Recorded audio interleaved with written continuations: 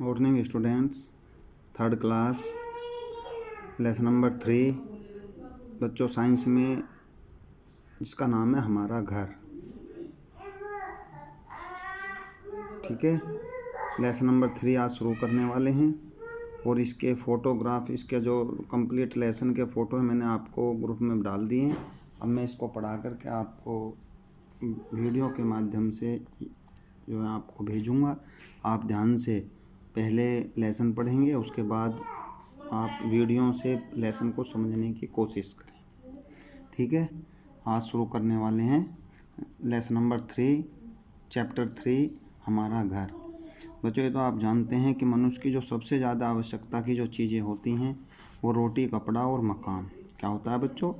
रोटी, खाने के लिए भोजन, पहनने के लिए कपड़ा और रहने के लिए घर होता है। तो आज हम उन तीनों जो मूलभूत आवश्यकताएं मनुष्य के जीवन में होती हैं उसके बारे में अध्ययन करने वाले हैं। और उसमें सबसे पहले हम अध्ययन करेंगे घर के बारे में, मकान के बारे में, कि हर व्यक्ति के पास अपना घर होना चाहिए।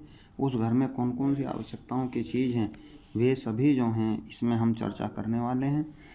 और हमारे जीवन का एक महत्वपूर्ण अंग जो है एक घर होता है, और घर हर मनुष्य की एक प्रमुख आवश्यकता होती है। प्रत्येक प्रकार के मौसम से बचने के लिए हमारी रक्षा करता है। साफ़ सुथरा और आरामदायक घर अगर है तो हम बहुत सी बीमारियों से बचे रह सकते हैं। मकान की नींव भी बहुत मजबूत होनी चाहिए और ऐसा भी प्रबंध होना चाहिए जिसमें हवा भी आती रहे, सूर्य का प्रकाश भी आता रहे, और आने जाने का उचित प्रबंध होना चाहिए। और घर के अंदर एक खुला हुआ आंगन होना चाहिए जिसमें दरवाजे और खिड़कियां हम लगा करके बाहर की वायु को पर्याप्त मात्रा में ले सकें, और सूरज की रोशनी अर्थात सूर्य का प्रकाश भी बराबर चलता आना चाहिए। और घर के आंगन में वृक्ष भी ज़रूर लगे होने चाहिए। तो हमें ऐसा है, घर बनाने से पहले इन सभी बातों का बच्चों ध्यान रखना चाहिए। और एक अच्छे घर की क्या विशेषताएं होती हैं इसको भी मैं अब आपको बताऊंगा। एक अच्छे घर में निम्नलिखित विशेषताएं होनी चाहिए। एक ड्राइंग रूम होना चाहिए जिसको हम अतिथि गृह कहते हैं, गेस्ट हाउस बच्चों, जिसमें आने जाने वाला हर व्यक्ति उसमें बैठ सकता। नंबर 2, भोजन कक्ष होना चाहिए। नंबर 3, शयन कक्ष, बेडरूम होना चाहिए। अध्ययन कक्ष, स्टडी रूम होना चाहिए। स्टोर रूम होना चाहिए। रसोई घर, किचन जिसको बोलते हैं, और बाथरूम होने चाहिए, शौचालय होने चाहिए, लैट्रिन और बाथरूम होने चाहिए।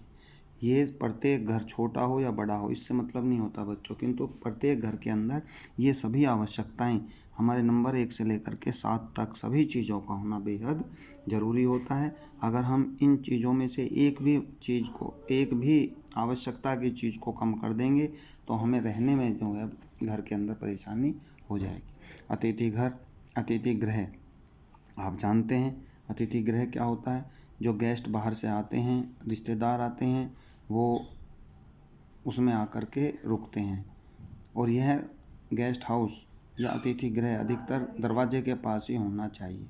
कुछ व्यक्ति ऐसे होते हैं जिनको डायरेक्ट घर में के अंदर नहीं घुसा सकते, घर के अंदर नहीं बैठाया जा सकता। उनको अतिथि गृह में या गेस्ट हाउस में ही उनको रुकने का उचित प्रबंध होना चाहिए, जहाँ बैठ कर के वो आपस में बातचीत कर सकें। और इस कमरे में मनुष्य अपनी सामर्थ्य के अनुसार साज सज्जा कर सकते हैं, जिसका जैसा भी बजट होता है उसके अनुसार वो उसमें साज सज्जा कर सकता है। और ये घर के जो मेन गेट होता है उसके पास ये बच्चों होना चाहिए। भोजन कक्ष दूसरा है, भोजन कक्ष होना चाहिए। क्या होना चाहिए? भोजन कक्ष। इस कमरे में परिवार के सभी सदस्य एक साथ बैठकर भोजन करते हों। ये एक ऐसा जगह होनी चाहिए जिसमें घर के सभी परिवार के लोग बैठ कर के आप एक साथ भोजन कर सकते हों। और ये रसोई घर के ही पास होता है, जिससे भोजन बना करके उस वहाँ पहुँचाने में किसी भी व्यक्ति को कठिनाई न हो। इस कमरे की सजावट इस बात पर निर्भर करती है कि लोग किस संस्कृति को अपनाने वाले होते हैं। कुछ पाश्चात्य संस्कृति के लोग होते हैं बच्चों, कुछ जो हैं देसी संस्कृति के होते हैं। क्योंकि हम भारतवर्ष में रहते हैं तो हम भी अपनी संस्कृति को ही बढ़ावा देंगे, और हमें अपने देश के अनुसार उसकी सजावट करनी चाहिए, अपनी संस्कृति के अनुसार उसकी सजावट करनी चाहिए। शयन कक्ष, सोने वाला जो कमरा होता है उसको हम शयन कक्ष बोलते हैं। यह कमरा आराम करने के लिए होता है बच्चों, सोने के लिए होता है। इसमें वायु का आवागमन उचित प्रकार से होना चाहिए। आप जानते हैं कि सोते समय फिर व्यक्ति को कोई जानकारी नहीं होती। तो हवा का प्रबंध ऐसा होना चाहिए जिससे बाहर की हवा भी मिलती रहे, और यह कमरा सुविधाजनक होना चाहिए जिसमें व्यक्ति रात में आराम से लेटकर सो सके या आराम कर सके। उसकी उचित व्यवस्था उस कमरे के अंदर होनी चाहिए, जिसको हम शयन कक्ष कहते हैं। नंबर 4, भंडार कक्ष।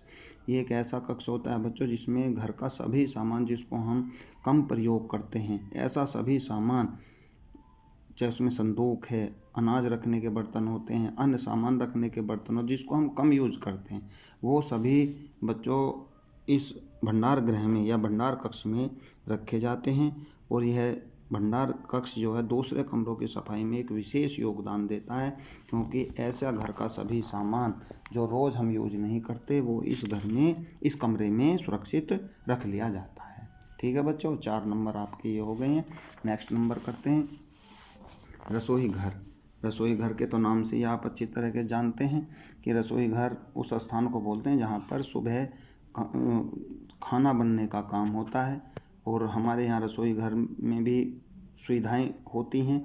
जैसे गांव में जो रसोइयाँ होती हैं उनमें धुआं निकलने के लिए बड़ा एक रोशनदान होना चाहिए, क्योंकि आप जानते हैं कुछ लोग अब भी उस पर चूल्हे पर जो खाना बनाया जाता है उसमें जो धुआं निकलता है वो बाहर जाना चाहिए, जिससे वो धुआं घर में ना रहे। तो ऐसा प्रबंध हमारे रसोई घर में हो। वैसे आजकल सभी लोग गैस सिलेंडर का यूज़ करते हैं और ऐसे कोई आवश्यकता नहीं है जहाँ पर जिस रसोई घर में धुआं होता हो, किंतु फिर भी हमें उन चीज़ों का उचित प्रबंध करना चाहिए। रैक और अलमारियाँ उसमें होनी चाहिए जिसमें रसोई घर में यूज होने वाले सभी सामान उसी जगह उपलब्ध हो जाएं, और समर्थ डिब्बे इत्यादि सभी उसमें रखे जा सकें, जिससे किचन में या रसोई घर में काम करने वाला व्यक्ति बार बार बाहर ना निकले। शौचालय और स्नान घर। एक साफ़ सुथरा बच्चों हर घर में शौचालय होना चाहिए, और अत्याधुनिक प्रकार के शौचालय आजकल बनाए जाते हैं। इस बाथरूम भी अटैच होते हैं, साथ साथ बाथरूम बनाए जाते हैं, और उनमें अपनी सुविधा के अनुसार हम उन चीज़ों का ख्याल रखते हैं कि हमें किस प्रकार के शौचालय अपने घर में या स्नान घर बाथरूम कैसे अपने घर में होने चाहिए। तो हम उन सभी चीज़ों का अपनी बजट के अनुसार उसमें तैयारी करते हैं। तो एक शौचालय और बाथरूम का होना बेहद ज़रूरी होता है। इसके अतिरिक्त घर में गंदा पानी निकलने के लिए नालियाँ बनवानी चाहिए। आप जानते हैं घर में जो नालियाँ होती हैं, घर में जो गंदा पानी होता है, चाहे वो किचन से निकलता हो या हमारे घर की सफाई से निकलता हो, वो निकलने वाले पानी का एक उचित प्रबंध होना चाहिए जिससे वो पानी बाहर चला जाए। मक्खी और मच्छर से बचने के लिए दरवाज़ों और खिड़कियों पर जाली लगवानी चाहिए, जिससे शाम के समय मच्छर और मक्खी घर के अंदर प्रवेश ना कर जाएं। घर में हवा व रोशनी का भी उचित प्रबंध होना चाहिए। बाहर की रोशनी भी बच्चों उसमें आनी चाहिए, जैसे सूर्य का प्रकाश है। में नल भी होना चाहिए, क्योंकि पानी के घर के अनेक कार्यों में आवश्यकता पड़ती है। आप जानते हैं कि जल के बिना कुछ नहीं होता है, जल ही जीवन होता है, इसलिए घर के अंदर जल की भी आवश्यकता होती है। यदि आप हैंडपंप का प्रयोग करते हैं तो उस जल को हमें उबाल कर तो ठंडा करके पीना चाहिए, जो स्वास्थ्य के लिए बच्चों बहुत ही लाभदायक होता है। इस प्रकार जो हमने सुविधाएं पढ़ी हैं, इस प्रकार हम इन सुविधाओं को अपने घर में करके अपने घर को सुरक्षित और अच्छा बना सकते हैं, और अपनी ज़रूरत के हिसाब से हम जो हैं अपने घर में उन सभी चीज़ों को उपलब्ध कर सकते हैं जो हमारे जीवन के लिए ज़रूरी है।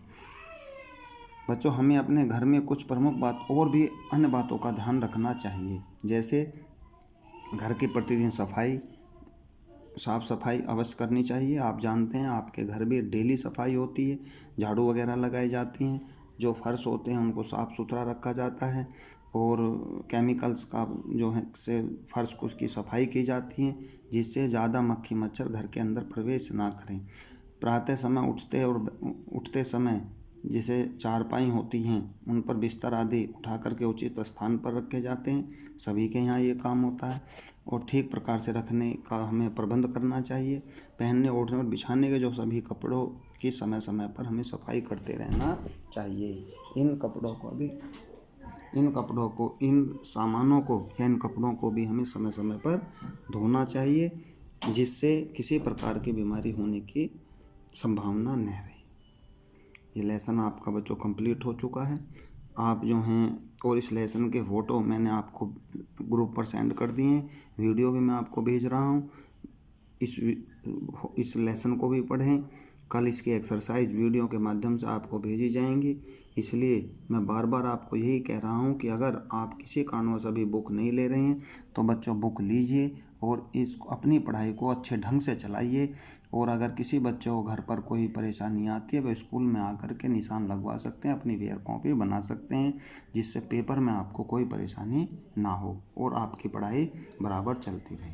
Thank you.